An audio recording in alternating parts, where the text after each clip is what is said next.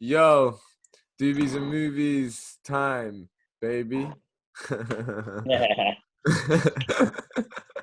WandaVision again, and we got a Halloween Spooktacular 90s themed episode of WandaVision. So joining me is Steve and Jovan, and we're gonna go into the very Malcolm in the Middle themed episode. And actually, when I was talking the other week, I said when the sitcoms get a bit more modern, they're gonna start becoming more familiar. And then this week, Malcolm in the Middle couldn't be more familiar for our generation at least. That was, I don't know, a kid watching Malcolm in the Middle. I actually felt like I was watching some kind of like actual very kind of modern day show. Like that, it felt like I watched that literally like 5 years ago. That would have been fine.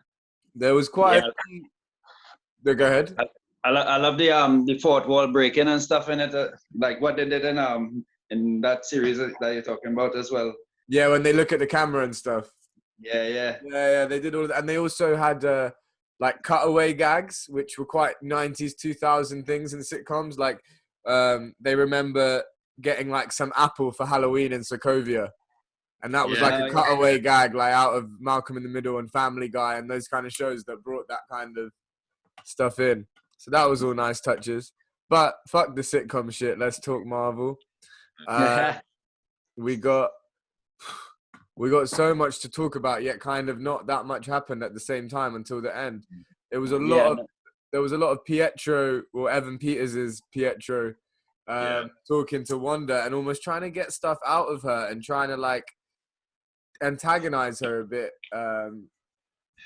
And he breaks the fourth wall a couple of times when he says stuff like, I'm just here being that brother. That's what you wanted me to be, cause a bit of grief, fill that role of the sitcom brother. But like, what did you guys think of Evan Peters' first full proper debut in the MCU? One of you, I don't really mind. Yes, I thought it was pretty good. I think it was a nice little.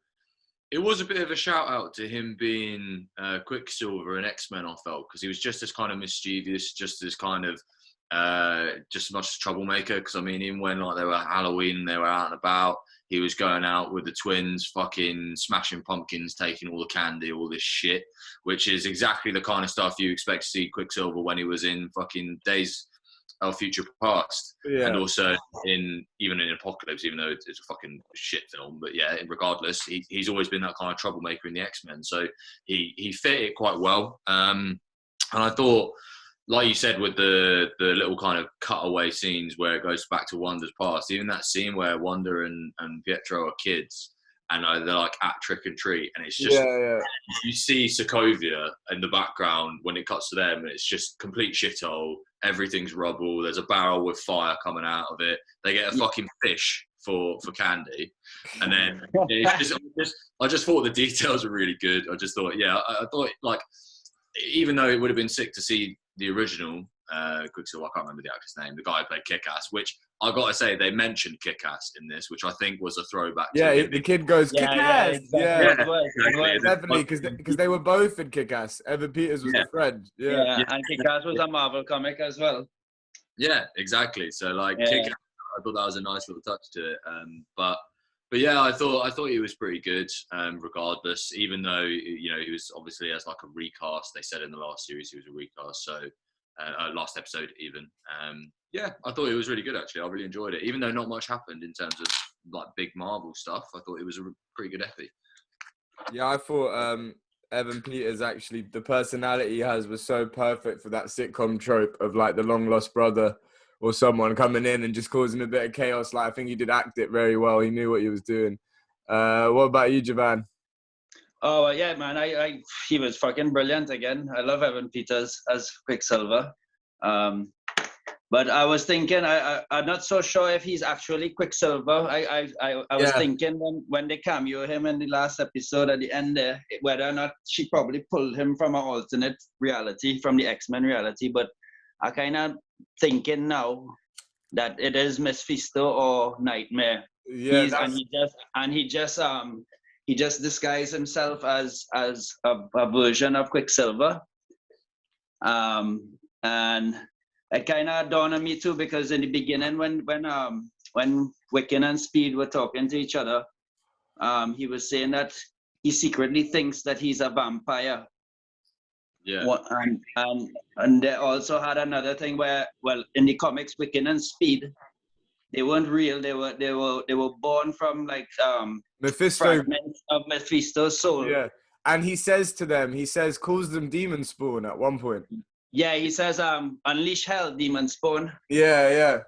No, Yeah, that's yeah. definitely true. I think, obviously, yeah, I don't think that is the Pietro Maximoff that we saw helping Magneto escape from the prison, etc., etc. I think that he's downloaded Mephisto or Nightmare, whoever has downloaded some kind of information of who he is from the multiverse. Yeah, exactly. And is tricking Wanda to keep us, because Wanda said that she doesn't know how she got there. Like, it is her power that's doing it, but she doesn't know how she must be manipulated, and she must be being manipulated by an external source. And I think they played that very well to lead on from that. You have that scene where Wanda tells Pietro she doesn't know how it happened. And you also get the scene where Monica talks to Tyler about how antagonizing her is only going to make it worse. And Monica understands the grief she's feeling. And those two scenes were quite important, I think, to misdirect again that Wanda isn't actually the villain. They're trying to. Well, I think Hayward definitely is letting on more than he knows, and he's trying to vilify her before. Because of all her past indiscretions and whatnot, he's trying to vilify her as the villain to cover up something. Yeah. Especially how when Darcy started digging in the file and she saw this file named Cataract, which is kind of funny because to block your vision you need cataract. So I don't know if it's something to do with what they did to Vision's body any time that they had him or something like that. I think they're trying to bring Ultron back. Maybe he working for Hydra, or maybe Mephisto and Nightmare have some influence over him as well, because definitely somebody have to be pulling strings on the outside of the hex. Because definitely. I think Tyler knowing more is a good shout. Yeah, and maybe he's being controlled or manipulated by the main antagonist or main villain. So with Agnes. You think? Sorry, no. I was just gonna ask if you think it's Mephisto and Nightmare or Mephisto or Nightmare. I think it may be more Mephisto, or maybe. But they said Nightmare like 3 times in that episode. Yeah, I know. That is what I kind of. Maybe it's to throw you off thinking it's gonna be Nightmare, because I heard rumors that Nightmare is gonna be the villain in the Multiverse of Madness, Doctor Strange. No? Yeah, from day one they wanted to do him for Doctor Strange 2, I think. Yeah, so maybe all this might be leading up to something to do with that, or as well. I watched the whole series again from the beginning, and I saw in episode 2, one of the animated the intros. They had a helmet there, which was like the Grim Reaper helmet. Okay. Which is a character. Grim Reaper. The Grim Reaper is a brother of Wonder Man. So I don't know if they're gonna introduce those 2 characters in WandaVision. No, it's definitely. But that would be interesting to see. And also, there was a comic too that where I know for sure Agnes now is a character called Agatha Harkness. Are you sure? Because that's been the dominant theory since day one. I think it makes a lot of sense. Yeah, because she obviously she says in a couple of the episodes and stuff, she's got tricks up her sleeve as well and whatnot.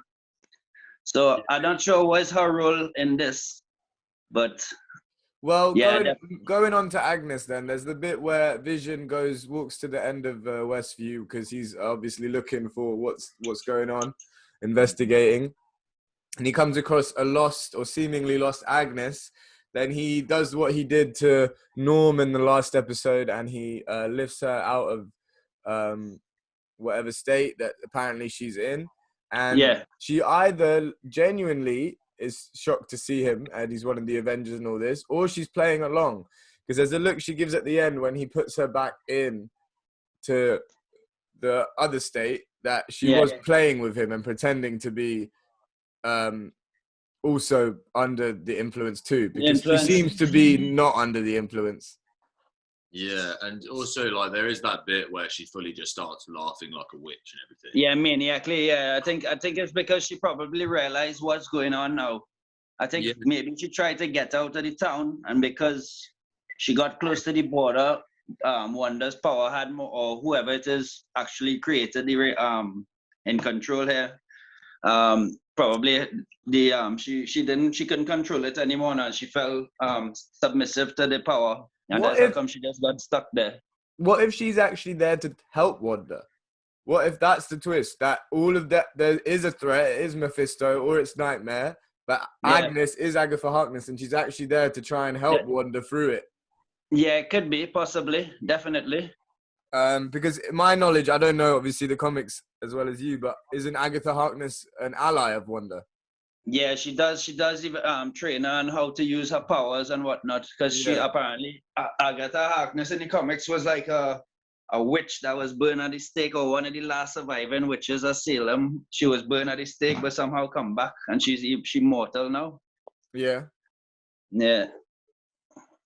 I don't know how you're gonna portray her, but no, it's interesting. I think there's a lot they can do. I think there's a lot to be said, and they've done really well at not making it just Wanda v S.W.O.R.D, and there being many more elements. So let's get out of the hex. Let's go to the scenes with Monica and Darcy and Jimmy. So we get quite brutal scene where Tyler tells Monica, like, it's good you weren't there when your mum died because you haven't got the stomach for this, because Monica's telling her not to antagonize Wanda. And obviously Monica's right. We know she's right. And Marvel always does have quite a clear right and wrong, which I like about Marvel, is trying to say like that understanding and compassion is the way to solve this situation, not just attacking her and antagonizing her and getting her defense up and then having her potentially kill you. Do you know what I mean? Like, yeah. But obviously Tyler, like Jovan said, could have ulterior motives. What were you going to say, Steve? I was going to say, like, I think that moment where Hayward was speaking to Monica and telling her it's good you weren't around when your mother was around and all that kind of shit. That moment has kind of made me definitively believe that I think he's Hydra, because I just think like his persona, his ability to just constantly want to kind of dominate Wanda and turn her either into someone who's dead and just not a threat anymore, or dominate and understand her power, tells me that this is kind of Hydra sneaking into S.W.O.R.D and him kind of navigating things and Hydra popping up again. Because that just, I don't know, like, you know when you saw like Zola, or you saw fucking, what was the guy who was Zemo and well, Zola was the one that starts it. The computer. Yeah, and he puts himself in the computer, doesn't he? The and guy Strucker was the one who created them. The one who led S.H.I.E.L.D. in Winter Soldier. Oh, Robert Redford's character, Alexander Pierce. That's it, Alexander Pierce. Yeah, I feel Hayward, like his mannerisms, the way he acts, the kind of shit he's doing, it feels a little bit like Pierce. That it's kind of like there is an underlying kind of sinister thing towards it. Yeah, it might just be because he hasn't had a huge. He's not as charming as Pierce. Like, he seems like a dick straight away. Pierce had a bit about him where you thought he could be a nice guy. Yeah. I guess I find that, I don't know, like it just feels like the way that he was kind of nice to Monica when Monica first kind of came back to the job. That's true.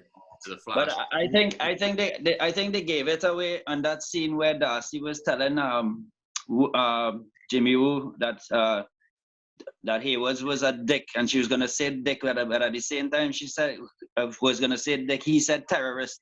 Yeah. Yeah, so I think they probably give it that. Yeah, basically he's a terrorist. I don't know. Yeah, I mean, there's a lot of possibilities. There's also a theory going around that he's a Skrull, but I think there's a theory every single person that ever shows up in MCU at the moment is a Skrull. But that's pretty anyway, moving on. There's more actually quite big stuff that happened, almost superhero origin stuff that happened in terms of Monica Rambeau. We find out that her transporting in and out of this hex is actually changing her body and her genetics to some level, and she looks like she's getting her superpowers via this method. What do you guys think of that as a way for her to get her powers? I guess set her up for the Captain Marvel 2 as having powers. Yeah, I think that was sick, but I don't know if Was the first picture that they show, the first test of her with the X-ray and they were showing her all light, was that after she came out of the blip? I don't Or was know. that before? When was that? I think it was the first before, not this episode where they were showing all this stuff with her molecular change. I think it was the one before. I don't know. It was definitely after the blip. So yeah, it had to be that this thing created her. Yeah.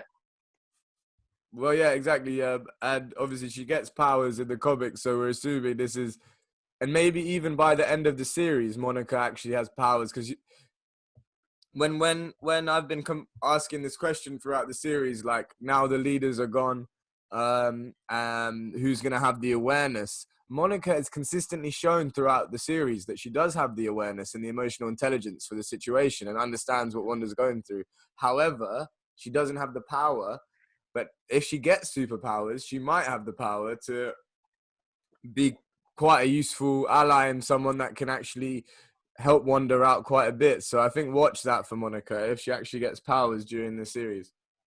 For real. I think everybody they speculated about that thing too. The scientists that the astronauts that aerospace engineer. Yeah, All the astronauts that got lost. Yeah, I don't know if that was like a Fantastic Four thing, Reed Richards, or. I mean, I was actually saying the other day to Joel and Cuff and stuff, I was saying that if you look at both Jimmy Woo and Darcy got famous from sitcoms. So she was in Two Broke Girls and he was in something called Fresh Off the Boat. I looked him up. I haven't seen it. But the guy that's been most linked with Reed Richards has been John Krasinski. Him and Emily Blunt, because they're real life married, have been quite fan cast for a while to become Mr. Fantastic and Invisible Woman. John Krasinski got famous from The American Office.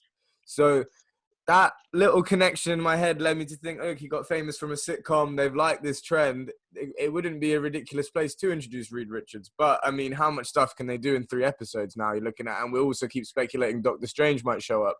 So yeah. Well, they have lots of speculation. There's speculation about Reed Richards, about seeing the Grim Reaper or seeing Wonder Man. Yeah, I've seen some Wonder Man speculation for sure. Yeah. Another thing I want to talk about. The Wonder Man could probably make sense, especially with seeing that Grim Reaper helmet in that animated thing, because in the comics as well, but Zemo was the one that created Wonder Man. And gave him his powers and whatnot, and sent him to join the Avengers to and make a plan to kind of like destroy them from the inside now.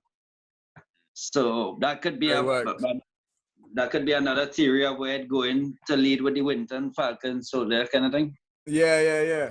Winter and Falcon Soldier. I love that.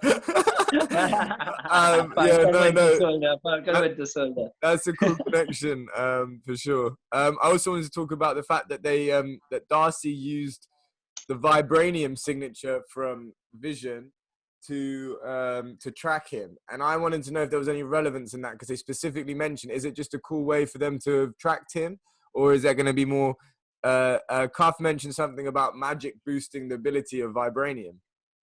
So if that is the case, then is there something with that as well, reminding you that Vision is vibranium and that there's something that can be done with magic and vibranium? I think there's also that bit where Vision tries to force his way out of the hex. And considering what you just said, he's made of vibranium, the hex fucking tore him apart. Yeah. Which is pretty fucking impressive, considering nothing as of yet has really been able to properly do that, other than like in Infinity War. But is it the hex tearing him apart, or is it him coming back to reality and dying? I think it's kind of like a combination of both, because like when the hex expanded, then when it went over Vision again, he was back to normal. So I agree that it's an element of reality, but I think it's the fact that the transition from the hex to reality was able to even partially or even somewhat sub-reality in some sense tear Vision apart from vibranium, which is pretty sick. Yeah. I'm not sure if that was just to signify the whatever magic that keeping him alive just coming out of him kind of thing. Could signify that as well. I think you're right, but I think it's also quite. I think it was just sick to see the fact that he was coming apart. Like I didn't really think you'd ever really properly see that unless it was something massive taking him apart. So it kind of it just for me it just kind of magnified how powerful Wanda's become. And even No, when definitely. even when she's talking to Pietro about it, like even she's just like even he's just like even like impressed of what she could do. And as well, like when she was talking about it to him and asking him if what she's doing, if he think is wrong, and he was like kind of like enticing her as well, like no, fuck that, what you're doing is not wrong. I don't see anything wrong with it. And I think maybe him saying that is what caused her on top of the fact that she was trying to save Vision. I think that's what made her expand the hex bigger. Yeah. And wider than just to the part where just to get Vision back in. But that's another reason why you think Pietro is some form of villain. And again, both Mephisto, I think Mephisto makes more sense because of his connection to Wanda and the babies and his overall power of being like a complete trickster, like a much more evil Loki in the way that he tries to put people against each other and stuff like that. And I think Nightmare works on the level of being Dream Dimension and linking to Doctor Strange too. But I don't know what they're going to do with it. I'm sure it's going to be very interesting. I also wanted to chat about. Oh, what did you have to say? Oh no, I was just gonna say with the hex as well. The hex, that hex thing definitely have to do with something with the Infinity Stone, because since like in the Age of Ultron, when they were creating Ultron and studying the Infinity Stone, if you go back and look at like everything on the computer, everything had that hexagon shape on it. Yeah. And like a kind of genetic code kind of thing. Yeah, I think one nice touch about this episode as well was the first time we actually saw like a clip back to like a film of like the Avengers line. So you saw an actual clip of Pietro getting shot, like when it introduced at the start of the episode, which I thought was really good. It was like a nice little throwback to Ultron. Because I mean, you mentioned it earlier, quite a few episodes back, that I think Age of Ultron is kind of like the forgotten of the Avengers, and I agree. And it's kind of nice to have like Pietro back and also having like a throwback to that scene where he dies. So you're gonna get a clip on. I agree, and I wouldn't be surprised if Ultron came in some form, even if it was just in her psyche at some point. In the series. It wouldn't shock me if like Ultron's voice was in Wanda's head or something at some point. Yeah, definitely. Yeah, wow. There's still so much left that we haven't really got. Much to talk about. Even Herb. I mean, Herb as well. Herb doesn't seem to be affected from. Yeah, and he broke the fourth wall a bit too. Kind of like Agnes as well, but in vicinity of her. I'm not sure. Maybe if he goes to try to leave as well or get too close to the border, he might fall under it as well. But I'm not sure if he's. Well, I know as again in the comics, Agatha Harkness, she has 7 grandchildren, which they call the what do you call them again? The Salem 7. Okay. I'm not sure if he's probably one of them or something. I'm not sure. I don't know what's his role really. I was just thinking about it the other day. No, it's interesting. I do think there is something to her because he was also the one talking to Agnes in the 3rd episode when before Monica got launched out. So yeah. The kids now, let's talk about them. They finally got their powers. I mean, finally, it was very quick. We only met them the other week, and now they've aged up and got their powers. So it's actually incredibly quick.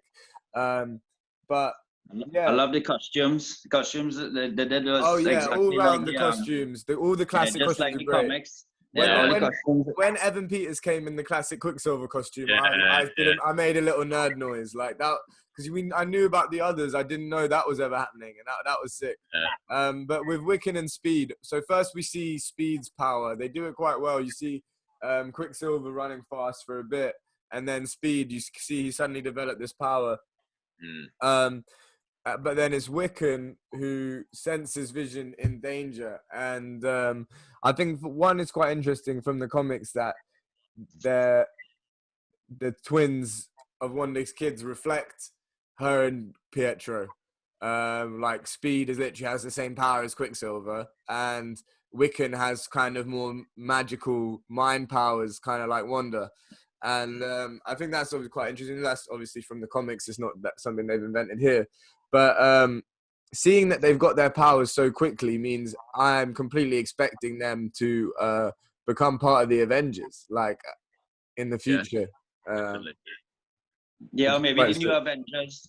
Yeah, a young Yeah. team with like Peter and Yeah. Ant-Man's daughter. Yeah. Yeah, that'll be cool. Their kids all running around. Iron Man's daughter as well. Like, get all the kids involved. Yeah, that is sick. And also, what we didn't talk about was when they tried to, is it arrest or kind of just get rid of Jimmy, Monica, and Darcy, and then Jimmy just swung that punch, and then they ended up beating them all up. I was like, yes, Jimmy, you got a bit about Jimmy, you. get on, kick ass. You haven't seen up until then. You haven't really seen Jimmy actually fully like go in. No, never. He's always so casual and calm. I've never actually seen him throw a punch or even do anything. Well, I So guess it's he is an FBI agent, but he's always just been so sweet and kind of funny, and Yeah. I also quite calm. Like he never really overstepped. Even with Ant-Man, when Ant-Man was on house arrest, he wasn't really that hard on him. Nah, he's a good one. He's a good one. But no, I think that's what they're trying to do. I made the point earlier to the guys that he's almost like the new Coulson, especially like the relationship he had with Ant-Man was almost kind of similar to the one Coulson had with Iron Man, with him trying to get him in line, but he's a bit too kind of silly to kind of like he's a bit playing games with him and stuff like that. That kind of dynamic was similar. And I do think that they've kind of done the same thing where Coulson came in as kind of this suit that you're like, ooh, do I like him? And then as it goes on, you realize he's one of the good guys and he's kind of from the inside trying to do the right thing. I feel like Jimmy Woo has that same effect. And I think it's good to have that, again, trying to establish who's good and who's bad. And I think they do that quite well. And Tyler is obviously more representative of probably more of the suits you get in these organizations, but they always seem to like be founded by legends. Like S.W.O.R.D was founded by Agent Carter and like people like that, and S.W.O.R.D was founded by Maria Rambeau, so people that we really like, but then they end up getting run by twats. It's interesting too how Jimmy Woo mentioned Wanda's real parents' names. In it, they call Irina and Oleg Maximoff.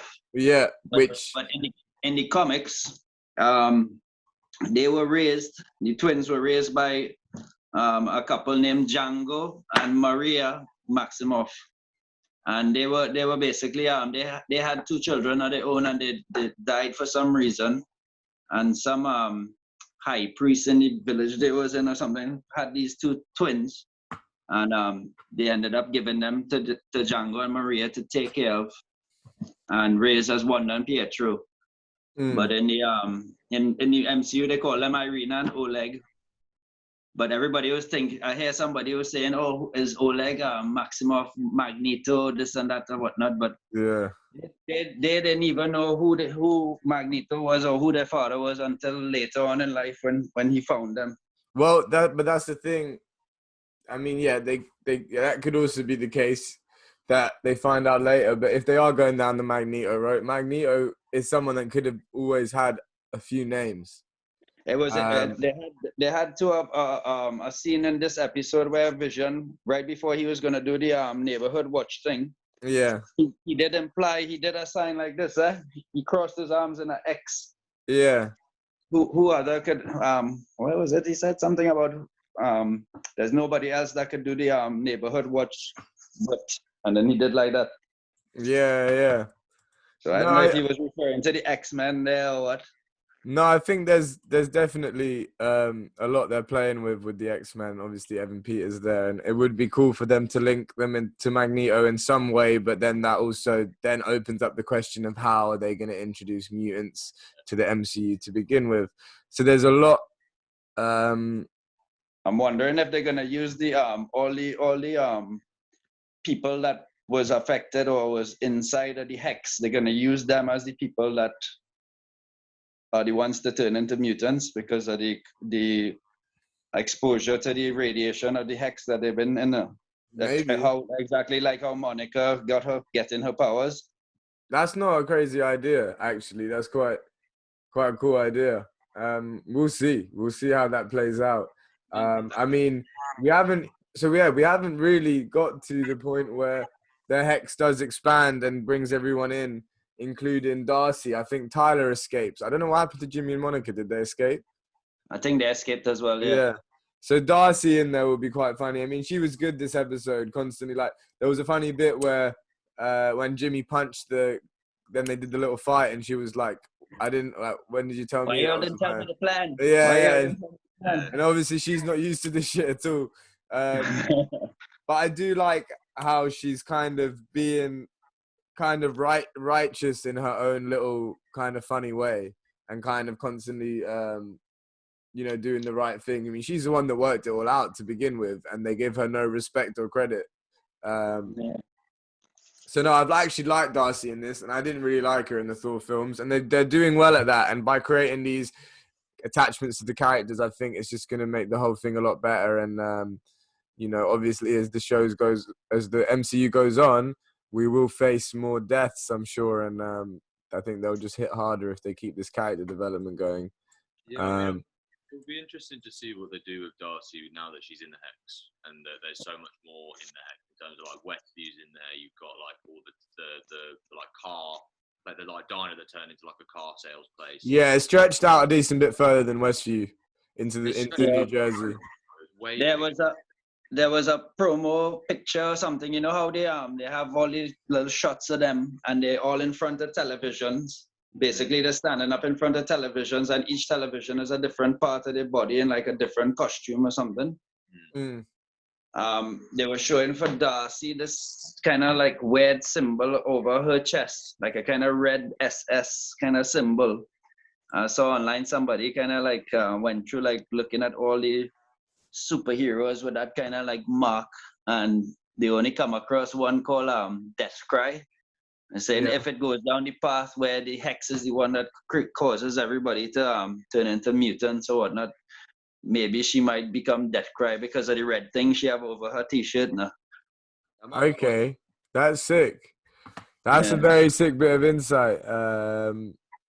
So yeah, we also Jesus, so much this episode. We also had the advert for Yo Magic yogurt that made for survivors. They said Yo Magic for survivors. Yeah. I actually now understand what all the ads are in every episode. It's her subconscious. It's no, it's her basically with every trauma that she's been through. Like the last one in the previous episode with the Lagos. Yeah, wipe up a mess that you didn't mean to make kind of thing. Yeah. And this one I think is, I don't know if it's showing, but it's supposed to signify where they was buried underneath the rubble of where the bomb had fell. Yeah. And they were starving for days or something like that. Or maybe it could signify that the shark could be Miss Fisto offering her a deal, and she took the deal, and basically it backfired on her or whatnot. Oh, I don't know. sick. That's a sick concept. Yeah. This is like, I think maybe if it is Miss Fisto all along, obviously Miss Fisto is like the devil, and it's like she making a deal with the devil, like kind of like Ghost Rider. Yeah, I got that vibe, deal with the devil vibe, and that. No, that's a good shout. I think that hints at Mephisto. I mean, even the whole Halloween element hints at something sinister. Now, okay, let's round this up. If you guys want to tell me your moment from the episode and a rating out of 10, starting with Steve. I'd say my moment of the episode would probably be just the scene of Wanda like opening her eyes and like expanding the Hex and it getting so much fucking bigger and taking like pretty much the majority of S.W.O.R.D and whatnot with her that were outside. I thought that was just amazing because you just see how fucking sick Wanda's got. Like from coming from Ultron to now, she doesn't even compare anymore. She's gone way above what any expectations. Yeah, what did he say? Far from the nightmares and the red wiggly woos. Yeah, that made me laugh. Yeah, I think that's sick. But I'd say for the episode, I'd probably give it like a 9.5, maybe even a 10. I thought it was fucking good. Yeah, thanks. Jovan? I love for me, I love the whole Halloween trick or treat scene with them. Quicksilver being mischievous with the kids, taking them around the town, smashing up everything. What else? Again with Wanda, especially again getting more powerful, and just basically it was a real good episode. You get more insight on what's going on now or where things could go. A lot of theories going on, speculation. It's good to kind of boggle your mind, keep you entertained for a week.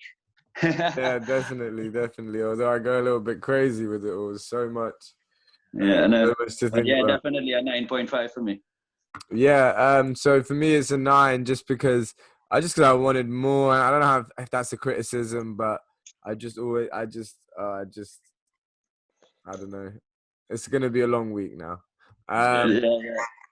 In terms of moment, I think Evan Peters, to be honest, throughout the episode just pleased me as how perfect that he worked, not only as the original twist, but also his character in that kind of sitcom trope and the Quicksilver costume and everything kind of Evan Peters. I mean, what we didn't also quite touch upon was when he mentions about Vision dying twice or something, and Wanda attacking her. So that's what she get pissed off. If he is Mephisto, if he is Nightmare, it's gonna be a great ride. I think actually, you know what? Just one thing to say. I think he actually antagonized her to do that, because you remember when he was, as your brother was saying, Steve was just saying about the wiggly woos and whatnot. This is more impressive than anything I could have created. Then I think he antagonized her to probably do it on a bigger scale now.